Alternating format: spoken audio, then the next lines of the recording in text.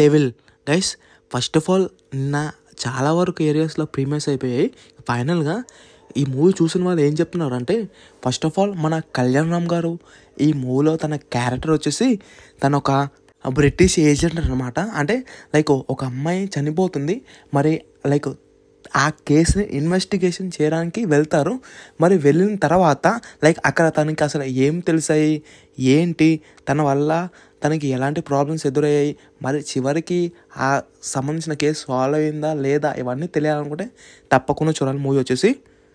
At a same time మూవీలో like క్లైమాక్స్లో వచ్చే ట్విస్ట్లు, మూవీలో ఉన్న ట్విస్ట్లు చాలా అంటే చాలా బాగున్నాయంట.